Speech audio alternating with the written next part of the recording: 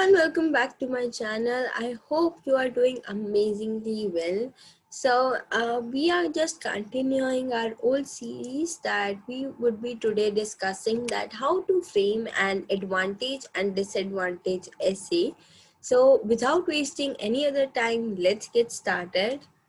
So, what kind of questions that you can see in your exam is that they could be written that analyze the advantages and disadvantages of this and form an opinion. So, there could be a statement written at any statement could be there, and after that, they will write that analyze the advantages and disadvantages of this and form an opinion on it. Okay, then in the second and third one, the what can be the question is that in your opinion what are the advantages and disadvantages of this topic. So they are asking that in your opinion what are the advantage and disadvantage. And another question could be that do you feel this advantage has more disadvantage, do you feel that this topic has more advantages than disadvantages. Okay, so you can see any of these types in your exam that it could be written in any form. Okay, so what you exactly have to do is we'll discuss ahead. So firstly, the first question and the second question and the third question are different in a way. Okay, so you have to analyze that which question is different and which one you will write in what type. Okay, so you can pause the video for just a second, comment down below that what question you feel is different from the other. Okay, so if you have guessed it, okay, so the first one is the different one and the second is different. Okay, so how it is different is that in the first one they are asking you analyze the advantages and disadvantages of this and form an opinion. So they are asking you to write in a discussion essay format, that in body paragraph 1 give the advantages, in body paragraph 2 give the disadvantage of this, and at the end in the conclusion part you can give your opinion. Okay, so it should be like that only, that in the body paragraph 1 you have to give your advantages then disadvantage, and in the end in the conclusion you have to write that what is your opinion it. Do you think that advantages are more or the disadvantage are more, and what is more helpful for you, for the society, you have to give in the conclusion only. Okay, so whatever opinion you have to hold it back. Okay, so here you will be using the format that we used for the discussion essay. So if you haven't watched that video, you can watch that after watching this one. And now let's get ahead. So the next one is, in your opinion what are the advantage and disadvantage of this topic. Okay, so in the very start you have to give your opinion in this type of question. There is written, in your opinion what are the advantage and disadvantage. So in the introduction only you can give your opinion that okay, this is my opinion and these are the advantages and disadvantage of this topic. Okay, and in the third one they are saying, do you feel that this topic has more advantage than disadvantage. So in the third one you have to clearly mention that okay, what I believe is that there are the disadvantages outweigh the advantages. Okay, so you can write it in any form, but you have to write in the introduction itself that you are following the advantages path or the disadvantage path. You have to give your opinion, you have to state your position in the opinion itself. Okay, so now let's get ahead. So we will be discussing the format that you can use for an advantage and disadvantage essay type. It is very easy to use, but again it depends on what kind of question you have got. Okay, so analyze that your question very nicely. When you have understood it very nicely, only then proceed to writing your answer. Okay, so now how you have to frame your advantage and disadvantage essay is you have to write firstly 4 body paragraphs, okay? And in the first paragraph should be your introduction. I mean, you have to write 4 paragraphs, okay? First one will be introduction, then there will be 2 body paragraphs, then at the end the 4th paragraph will be a conclusion paragraph, okay? Now, starting with the introduction, what you have to write in the introduction is you have to firstly paraphrase the statement. So whatever the statement they have given, you have to write the same idea and meaning in some different words. Then you have to analyze the advantages and disadvantages of this topic. So you can write that this essay will analyze the advantages and disadvantages that are, or you can like include a few examples here or anything like that. Then at the end, if you are not giving your opinion in this part, okay, in the introduction, if you are not giving your opinion, what you have to do is you have to write a statement following this look a reasoned conclusion will be shared, okay? That in the future tense you मतलब future tense आपने यहाँ पे लिखना है, ठीक है?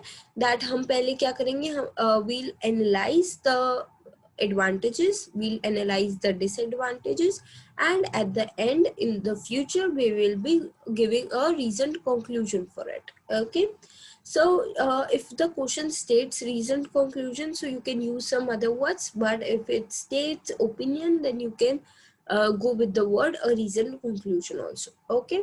So now next there would be the body paragraph 1. Now what I always suggest is that if you are writing your opinion that you think that there are more advantages, then the body paragraph 1 should contain the disadvantages. Then the body paragraph 1 should, the body paragraph 2 will be containing the advantages, and in the conclusion you would write that I believe that there are more advantages to it, okay? In the similar way, it would be totally vice versa. If you are saying that there are more disadvantage to this topic, then in body paragraph 1 write the advantages, then in body paragraph 2 write the disadvantages, and then in conclusion give that that you think that there are more disadvantage, okay? So your paragraph, your whole essay will show progression in that way, and also your whole essay will be like seen in a coherence way, okay? So that's why I always recommend my students who are taking IELTS coaching from me to go in this pattern only, okay? Now let's moving ahead. In the body paragraph 1, you have to firstly write topic statement, okay? So topic statement should be that why you think, if you are writing that there are in this body paragraph, if you are covering the advantages, so in the first sentence you have to give a advantage, that what is the advantage, and you have to explain it, okay? After that you have to give an example of it. So the second sentence should always be an example. Then you have to give a reason for it, the example, that why you used this example particularly, and you have to link it with the central topic, that why you think that this advantage is the most major one among the others, okay? And then you have to give a conclusion. Now when you are giving a conclusion in this type, where you have to give an opinion also at the end, so I would always recommend, do not give a very like very convincing kind of your last sentence, okay?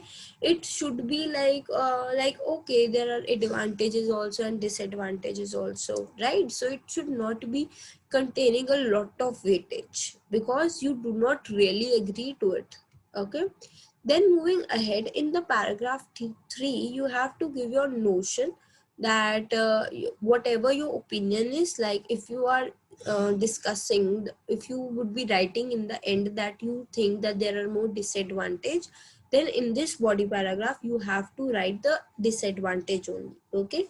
Then you can start by writing a disadvantage. Your first statement should always be a topic statement, that why you think this thing is advantageous or disadvantage. Okay, then you have to give an example for it, that what example you have. Then you have to give a reason, and you have to like link it to the central idea, that why you gave this example for specifically this topic, right? Then at the end you have to give a conclusion. Now this time the conclusion should be very strong. You should be proving that. So you can say, thus we can prove that the advantages are, there are a lot of disadvantages of this thing. Okay, and in the then at the end, in the conclusion, you have to write a summary. Firstly you have to rewrite the outline. Then you have to give a statement of position. Statement of position means you have to write your thesis, that do you agree or disagree, and at the end you can give some recommendations and predictions also. Okay, so that will be the whole format that you will be following for advantage and disadvantage essay. In case the like in this one, if you think that you have to give your opinion at first, then here in the second sentence you would write that whatever your opinion is. Okay, in the sentence 3 basically you won't write the reason, conclusion will be shared. Instead of this you will directly write that whatever your conclusion is. Again, try to write in the second in the first body paragraph, write that what is the thing that you are not agreeing to. Then give what is the thing you are agreeing to, or what is the statement you are agreeing to, and in the end of it give a conclusion also. Okay, so before ending this type of question, I know a lot of people keep on using the word advantage and disadvantage only in whole their body paragraphs. Okay, so you don't have to really do that. You have to use some synonyms for it, because advantage and disadvantage is a very common term, first of all. Second of all, you always, if you are considering the lexical resource part also, then you it is always advisable that do not use any words that has come in question, or do not repeat any words that you have already used. Understood? So what we can do is we will see some synonyms for advantage and disadvantage. For example, you can use word pros for advantage and cons for disadvantage. Next, you can use merit for advantage and demerit for disadvantage. Then you can write positive aspects for advantage and negative aspects for disadvantage. Then you can write the reasons for advantage or the reasons against disadvantage. Then you can write the supporting argument can be, the opposing argument can be, and at the end you can also write the positive attributes are this or negative attributes are this. So by negative attributes, you will be describing the disadvantages, and the positive attributes, you will be describing the advantages. Okay, so this was whole the format that you have to use for advantage and disadvantage question. You have to always read your question carefully. You have to analyze that what is the action that the examiner wants you to take, and then you have to start planning your answer. Okay, so that was all for this video. Thank you so much for joining in. Please like my video, share it with everyone, subscribe to my channel, and comment down below. Also, if you would like to enroll in IELTS coaching with me, you can contact me on my social media handles or email me directly. Okay, thank you so much.